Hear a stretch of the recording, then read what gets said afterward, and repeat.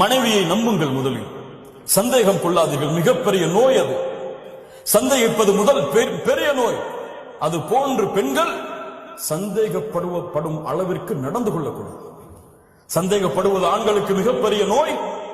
அது போன்று பெண்கள் என் கணவனின் மீது சந்தேகப்படும் அளவிற்கு நடந்து கொள்ளக்கூடாது. உறுதியான நம்பிக்கையோடு, ஒரு நம்பிக்கையோடு, சந்தேகம் இல்லாத வாழ்க்கையோடு அமைந்தால்தான் அந்த வாழ்க்கை மகிழ்ச்சியாக இருக்கும். இல்ல, இவனுடைய மூளையெல்லாம் குழம்பி குழம்பி குழம்பி ஷைத்தானுடைய கட்டுப்பாட்டில் சென்று அந்த பெண்ணை தலாக்கு விடும் அளவிற்கு இந்த சந்தேகம் அவனை கொண்டு செல்லும். பல குடும்பங்களுடைய பிரிவு சந்தேகத்திலிருந்து எழுந்தது. அல்லாஹ் இந்த நோயிலிருந்து நம்மை பாதுகாப்பானார். 7, கணவன் மனைவியுடைய மனைவி ஒரு முடிவை கொடுத்தால் அதை மதியுங்கள். இவ என்ன எனக்கு முடிவு கொடுக்கிறது, ஒரு பொம்பளை அப்படின்னு சொல்லி தள்ளி போடாது. அல்லாஹ்வுடைய தூதர் ஸல்லல்லாஹு அலைஹி வஸல்லம் ஹுதைபியா உடன்படிக்கை என்ன செய்வதென்று தெரியாமல் வருகிறார்கள். சஹாபாக்கள் கட்டுப்படவில்லை. உள்ளே வருகிறார்கள். யாருடைய அறைக்கு? கவலை என்று வரும்பொழுது அல்லாஹ்வுடைய தூதர் யாருடைய அறைக்கு சென்றார்கள்? யாருடைய அறைக்கு? மனைவியின் அறைக்கு சென்றார்கள். லா இலாஹ இல்லல்லாஹ். இன்னைக்கு வீட்டுக்கு போனாதான் கவலை, வெளியே வந்தாலும் சந்தோஷம் இருக்கு இவனுக்கு. ஏன்? இவன் மனைவியை அதோடு பழகவில்லை. மனைவியிடத்தில் எதை பகிர வேண்டுமோ பகிர்ந்த அந்த நட்பை அங்கே ஏற்படுத்தவில்லை.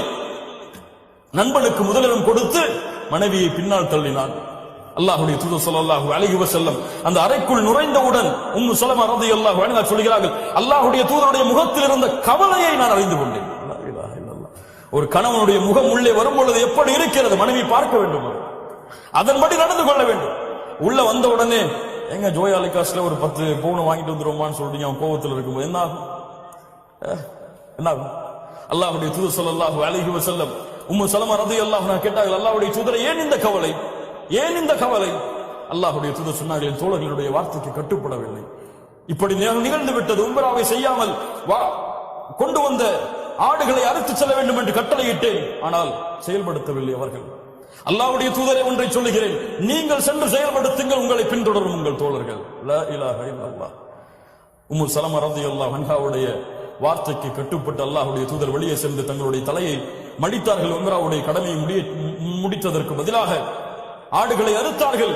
சஹாபாக்கள் அதை பின்தொடர்ந்தார்கள். உம்மு ஸலமா இல்லையே எங்களுடைய மனைவிமார்கள் கேட்காதீங்க. லா இலாஹ இல்லல்லாஹ். கட்டுப்படுங்கள். அல்லாஹ் ரப்புல் ஆலமீன் அதன் செல்வத்தை, பரக்கத்தை வைத்திருக்கிறார்.